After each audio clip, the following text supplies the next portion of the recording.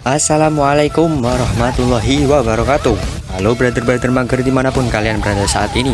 Kembali lagi bersama Anak Barep, yang mana di video kali ini saya akan mereview atau membawakan alur cerita film yang menarik tentang masa lalu. Bahwa masa lalu itu tidak dapat diubah, namun seseorang bisa menentukan masa depan. Maka janganlah larut dalam masa lalu dan mulailah melangkah untuk menentukan masa depan.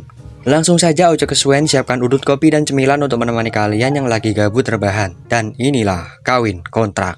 Dan inilah Timeline. Awal cerita kita akan diperketokkan dengan seorang pria berpakaian layaknya seorang abad pertengahan atau jadul yang sedang dikejar oleh seorang prajurit berkuda, di mana pria itu tiba-tiba mengalami teleportasi dan berada di tengah jalan raya tepat saat ada sebuah mobil yang nyaris saja menciumnya. Pria itu pun kemudian dibawa ke rumah sakit, di mana para dokter terkejut dan terheran-heran melihat susunan tulang si pria yang mengalami perubahan atau bergeser secara total, seperti kertas yang disobek-sobek gitu, kemudian disusun kembali menjadi satu bentuk utuh layaknya mainan puzzle anak-anak. Dan saat itu muncullah seorang bernama Frank yang sepertinya tahu mengenai apa yang terjadi, karena dia mendapat tugas dari pusat untuk membawa pria itu ke tempat rahasia milik pemerintah. Kamera pun kemudian beralih ke sebuah lokasi seperti museum, di mana kita akan berkenalan dengan satu persatu tokoh utama pada film ini. Yang pertama ada seorang bapak tua yang rambutnya disemir putih, yang dimana dia adalah seorang ilmuwan yang jenius hebat. Kita panggil saja si Profesor. Lalu selanjutnya kita akan diperkenalkan dengan anak laki-laki dari Profesor yang bernama Chris, dan murid teladan si Profesor yang selalu tepat waktu dalam mengerjakan PR dan tidak pernah bolos sekolah yang bernama Mark. Terlihat di sana si Profesor sedang menerangkan sebuah sejarah tahun 1357 yang terjadi ketika tentara Inggris menjajah sebuah desa di Perancis bernama Castelgard, Kabupaten Pekalongan. Malamnya Profesor pun pamit kepada anaknya si Chris untuk pergi karena dirinya diundang oleh salah satu divisi rahasia milik pemerintah yang sedang membutuhkan kejeniusan pengetahuan sejarahnya, di mana kita juga akan diperkenalkan pada salah satu murid Profesor yang juga seorang ahli sejarah yang berasmi Mbak Kate, yang kebetulan sedang berada di dalam lubang mencari benda-benda peninggalan bersejarah lainnya.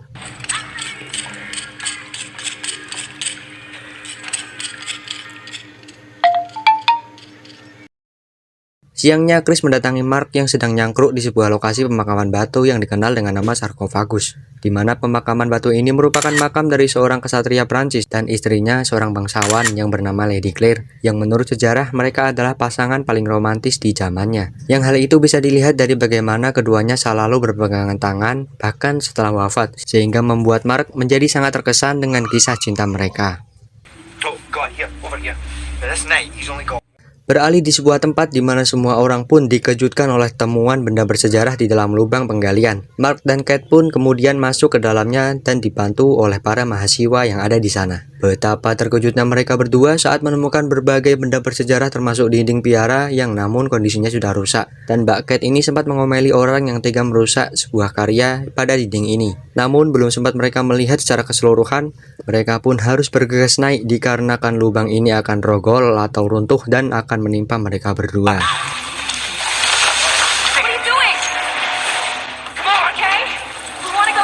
Mark kemudian tidak sengaja menemukan sebuah benda seperti kaca yang terbuat dari kaca dari masa lalu yang sangat main bowling pada zaman ini, yaitu sebuah benda yang bentuknya mirip sekali dengan kaca-kaca mata, entah itu kaca minus atau plus. Mereka semua pun seketika teralihkan pada penemuan sebuah tulisan yang membuat mereka semua terkejut, yakni berupa sebuah pesan bertuliskan "Help me" atau artinya tolong aku, yang ditulis langsung oleh ayah Chris, yaitu si Profesor.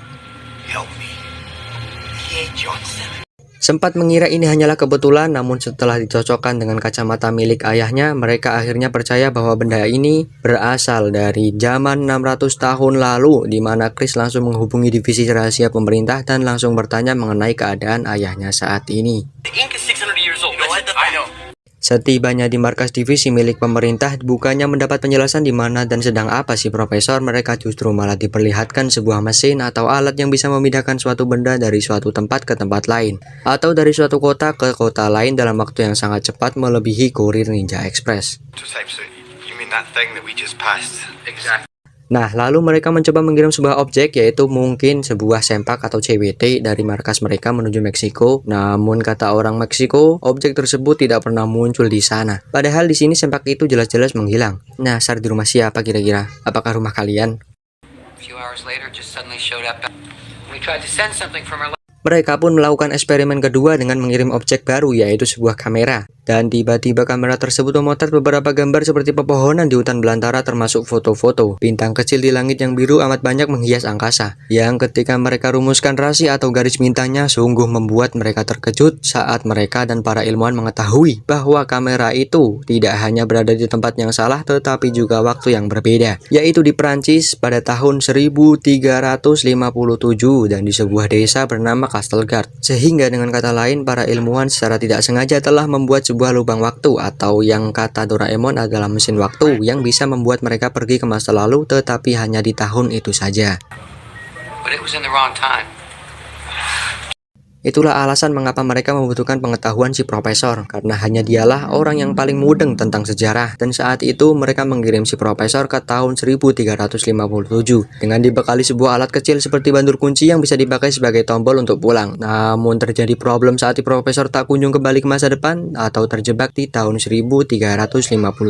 Sehingga kedatangan mereka dan kawan-kawan di sini adalah untuk menjemput si profesor yang saat ini terjebak di zaman itu. Tak hanya Mark, Chris, dan Kate saja, pria bernama Frank yang kita lihat tadi di awal film juga akan ikut bersama mereka, dan 3 anak buahnya, yaitu seorang tentara yang bertugas untuk mengawal, melindungi, menjaga keamanan mereka bertiga selama berada di sana. Kemudian ada seorang ilmuwan fisika yang jenius yang juga diusulkan untuk ikut bersama mereka buat jaga-jaga apabila alat kecilnya rusak atau tidak berfungsi.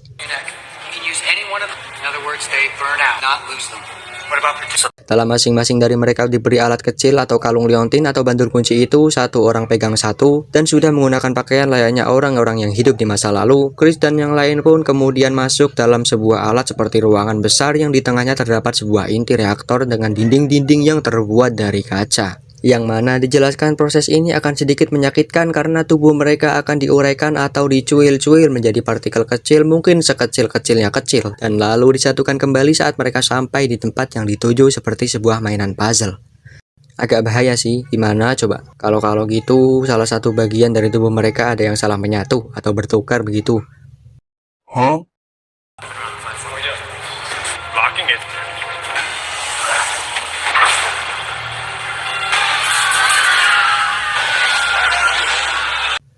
Dan inilah kawin lari. Dan inilah timeline.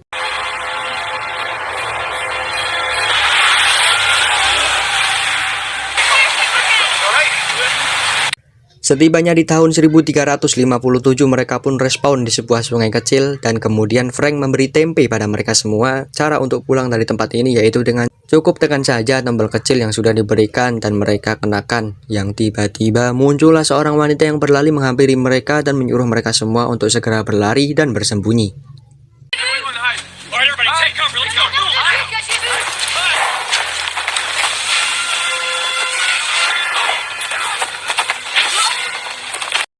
Rupanya sekelompok prajurit berkuda mengejar wanita itu yang sedang menuju menghampiri tempat mereka. Yang sialnya ketika anak buah Frank sekaligus kelompok dari Chris ini harus menjadi tumbal pertama untuk para prajurit itu, di mana salah satu dari mereka sempat mengambil granat yang ada di saku celananya, yang dimana dia berharap akan meledakkan granat itu kepada para prajurit berkuda, lalu menekan tombol yang ada pada kalungnya, berharap dia bisa pulang ke zaman sekarang. Namun sayangnya karena tangan si tentara ini becak, granat yang dibawanya malah terbawa ke markas para ilmuwan atau ke masa sekarang dan jatuh ke lantai yang mengakibatkan mesin waktu menjadi hancur dan rusak akibat efek samping dari ledakan dan gedebam.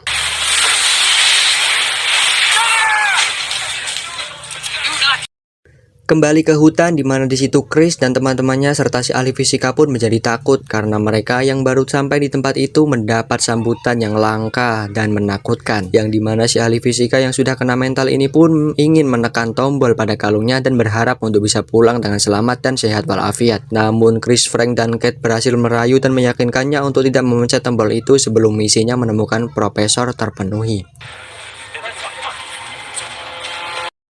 Mas Mark yang terpisah dari rombongan tanpa sengaja bertemu dengan si wanita yang tadi berlari dan memperingati mereka. Dan rupanya wanita ini adalah seorang penduduk asli dari zaman ini dan keberadaan mereka pun sempat diketahui oleh seorang prajurit Inggris. Yang mana di sana Mark pun terpaksa langsung mempatenikan si prajurit itu karena jika tidak dialah yang bisa jadi akan dipateni.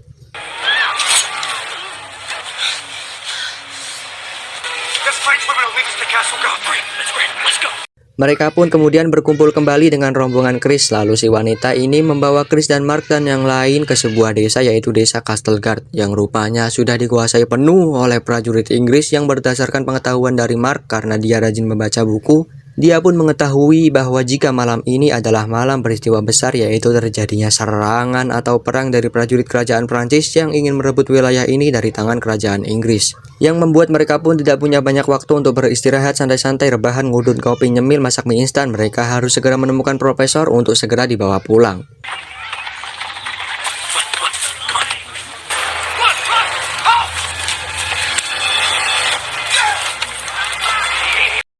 Sungguh sial nasib mereka saat tentara Inggris menemukan keberadaan mereka dan berhasil menangkap mereka untuk dibawa menghadap ke pimpinan mereka yang bernama Lord Oliver.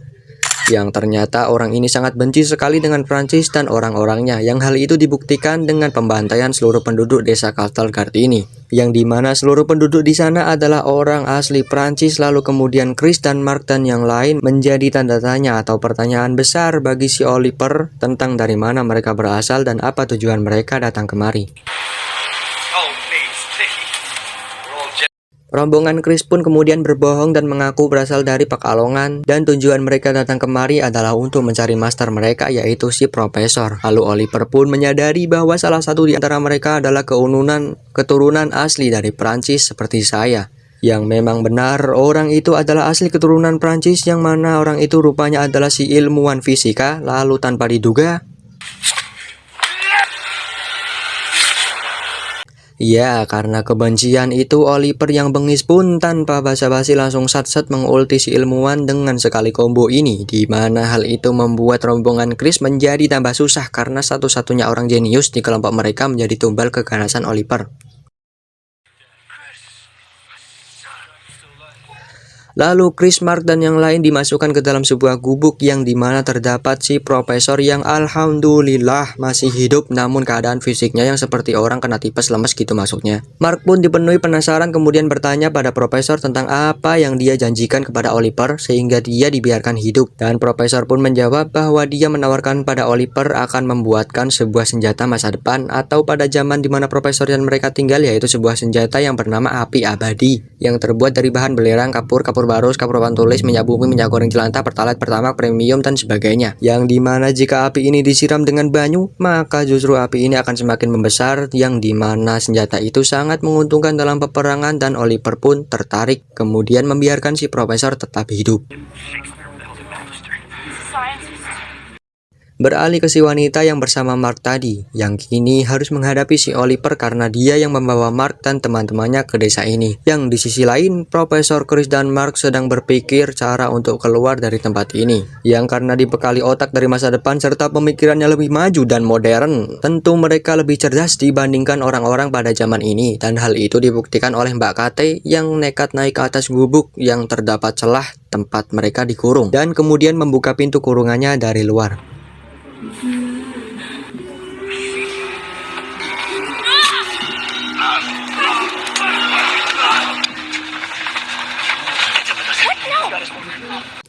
Tanpa menunggu lama setelah mereka berhasil keluar, namun lagi-lagi Mark terpisah dari rombongan. Emang ya, si Mark ini dari tadi kok misah terus gaweannya. Dan Mark pun tidak sengaja bertemu kembali dengan si wanita yang sedang bersembunyi. Sementara si profesor dan yang lain sudah berada di luar dengan Frank yang menyuruh semua orang untuk menekan tombol kecil pada liontin kalungnya agar bisa untuk segera pulang kembali ke masa depan. Namun disayang-sayang alat itu pun tidak bisa berfungsi karena markas mereka telah hancur diakibatkan ledakan dari si tentara tadi, dan para ilmuwan sedang berusaha untuk memperbaikinya sehingga Chris, Cat, Frank, dan Profesor dan Wahyu pun kemudian bersembunyi di dalam sebuah gubuk kosong untuk sementara waktu.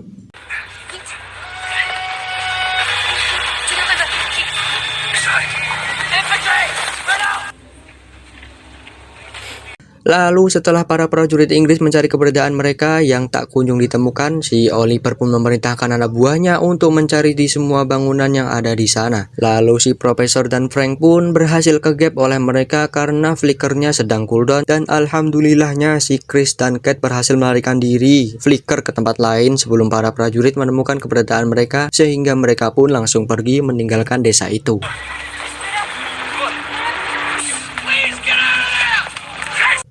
Kemudian di suatu tempat diperlihatkan Mark dan si wanita yang ternyata juga berhasil kabur dari desa itu memakai sebuah getek dan melalui jalur air. Dimana saat OTW di perjalanan mereka pun ngobrol ngalor ngidul dengan menceritakan tentang kepribadian masing-masing, dan si wanita yang penasaran pun bertanya kepada Mark tentang dari mana sebenarnya dia berasal, karena dari cara bicaranya atau logatnya gitu sangat berbeda dengan orang-orang di zaman ini. Namun Mark yang memiliki iman dan pendirian yang kuat seperti saya pun enggan atau tidak atau mau mengatakan hal yang sebenarnya agar misinya tetap terjaga sampai selesai. Tamat loh, durung.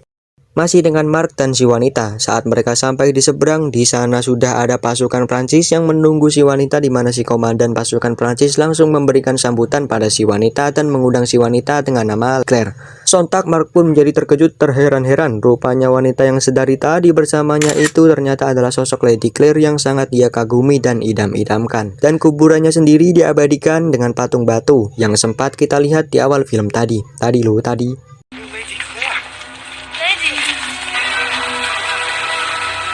Lalu komandan pasukin itu pun langsung berterima kasih kepada Mas Mark yang karena sudah menyelamatkan adiknya, yaitu si Lady Claire, dari tangan si Oliver yang jahat dan sadis. Dimana si komandan yang rupanya adalah kakak dari Claire ini mengatakan bahwa malam ini mereka berencana akan menyerang tentara Inggris, lebih tepatnya di atas bukit, dan mereka pun menawarkan agar Mark ikut bersama mereka ke tempat aman. Namun karena si Mas Mark berjiwa sosial tinggi seperti saya, dia malah lebih memilih untuk kembali ke desa untuk menyusul Profesor, Chris, Kate, dan Frank yang ada di sana. Sehingga Lady Claire yang mendengar ucapan dari Mas Mark ini menjadi khawatir dan terkagum dengan sifat pahlawannya, kemudian sedikit menempelkan bibirnya pada pipi Mark atau cipok sebagai rasa terima kasih, matur nuwun sekaligus penyemangat, dan berpesan agar Mark bisa lebih hati-hati dalam menjaga diri dan keselamatannya. Besek lah, kesel cangkeme. Saat Mark sudah terpisah dengan Claire dan pasukan Prancis, Mark justru apes dan sial karena spell sprintnya cooldown, sehingga dia bertemu dengan pasukan Inggris yang tidak berbeda dengan Claire yang juga ikut tertangkap oleh pasukan Inggris di lain tempat, yang dikarenakan dia juga memilih farming sendiri berpisah dengan kakaknya dan pasukan Inggris lainnya. Mark pun lalu dijadikan tawanan, yang mana di sana rupanya sudah ada si Profesor dan Frank yang sudah lebih dulu ditawan oleh pasukan Inggris, dan yang lebih membuat terkejut adalah di mana di sana ada seorang tentara pasukan yang dulunya adalah anak buah Frank yang bernama, kita panggil saja Udin, yang dulu terpisah dan tertinggal dari rombongannya saat itu, dan mengharuskan dia hidup selama setahun di zaman ini dengan bermodalkan dengkul pengetahuan dan taktik militer, dan retrinya yang tidak pernah Indomart itu pun menjadikan Udin sebagai panglima perang di pasukan Inggris dikarenakan pemikirannya dari masa depan yang bisa membuat Lord Oliver menjadi terkesan. Sedangkan si Udin yang menyimpan dendam pribadi kepada Frank akibat ditinggal sendirian di zaman ini pun kemudian langsung satset mempatenikan mengulti si Frank di hadapan Mark dan Profesor, karena Frank tak kunjung menunjukkan iktikat baiknya atau minta maaf kayak perhatian kayak atau diajak pulang atau bagaimana gitu, atau mempertanyakan keadaannya saat ini, dan malah rekal-rekal di depannya.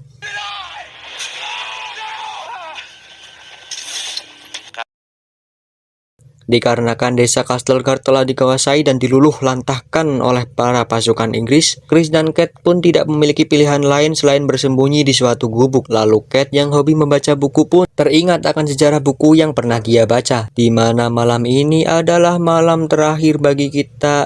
Bukan, itu lagu Abah Roma. Yang teringat bahwa malam ini adalah malam terjadinya peristiwa perang, sehingga mereka berdua pun akhirnya mencari jalan tembusan atau ngepick spell rival berupa terowongan yang bisa menjebul atau tembus langsung ke dalam istana, di mana lubang itu ada di sebuah bangunan piara yang sudah kita lihat di bagian awal tadi.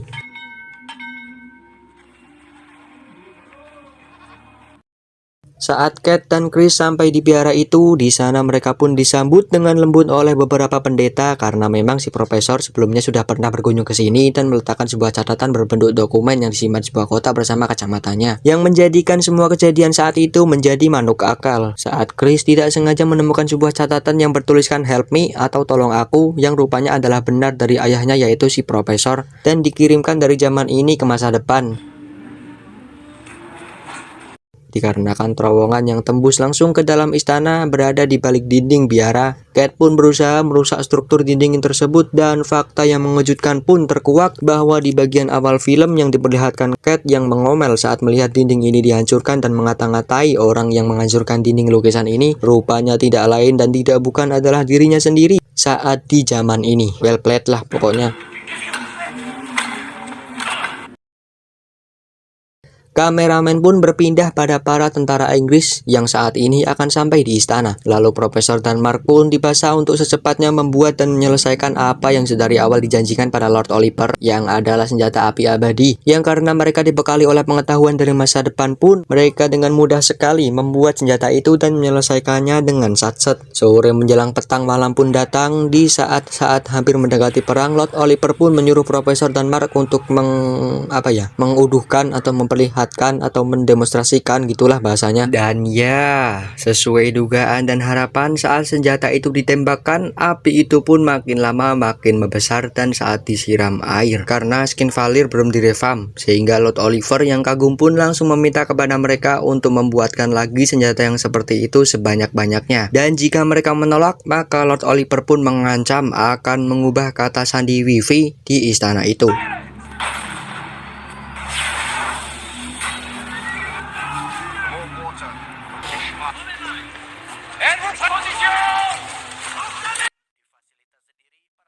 Scene pun lalu berpindah pada markas para ilmuwan, yang dimana di sana para ilmuwan sudah berhasil memperbaiki mesinnya. Namun pasti ada orang yang blunder, berbeda pendapat atau ngengkeng pada saat itu, dan dia adalah si pimpinan proyek itu sendiri yang bermerek atau bernama Donny Care atau Donny Keker. Sehingga mesin yang harusnya bisa cepat diselesaikan menjadi lola lemot dan tidak kunjung selesai karena si Donny yang terus-menerus mengajak para ilmuwan lain untuk beradu argumen atau debat layaknya panggung para pejabat. I'm sorry. Kembali ke medan perang di mana si Profesor dan yang lain yang di sana terlihat Lord Oliver yang bisa merongos prengas-prengas bungan saat serangan demi serangannya diluncurkan ke pasukan Prancis, sehingga menyebabkan pasukan Prancis kalah situasi, kalang kabut tidak karuan, sadar akan posisi mereka yang sangat merugikan dan tidak menguntungkan. Sang kakak dari Claire atau komandan pasukan Prancis menyusun rencana dengan menyerang kerajaan Inggris melalui jalur tembusan atau bokong, yaitu terowongan yang ditemukan oleh Chris dan Cat di balik dinding biara tadi.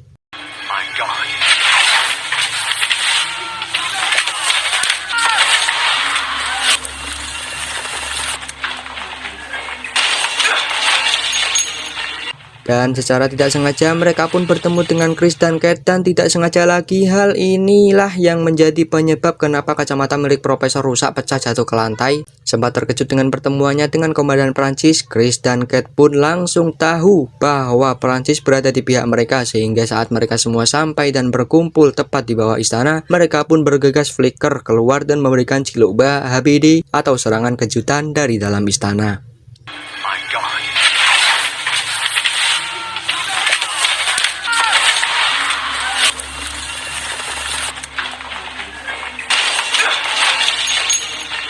Di saat-saat omyek itulah Mark langsung berusaha mampir untuk menyelamatkan si Claire yang saat ini dia sedang dikalungi tambang di lehernya oleh para bawahan Oliver, dan aksi keren Mas Mark pun terjadi.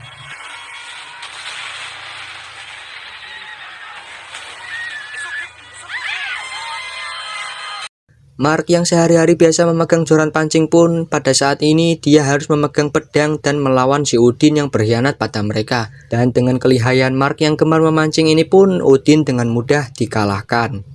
Si komandan atau kakak dari Lady Claire ini kemudian disorot kamera sedang bertarung sengit dengan musuh bebuyutannya yaitu Lord Oliver, di mana nasib baik belum menyertai si komandan dan menyebabkan dia harus geleleng karena semua skillnya cooldown dan kalah level dan gold dari si Oliver. Dan saat-saat terakhir Oliver akan di last hit, ujuk-ujuk terlihat sosok seseorang yang rupanya adalah Chris dan langsung menyerang dari belakang.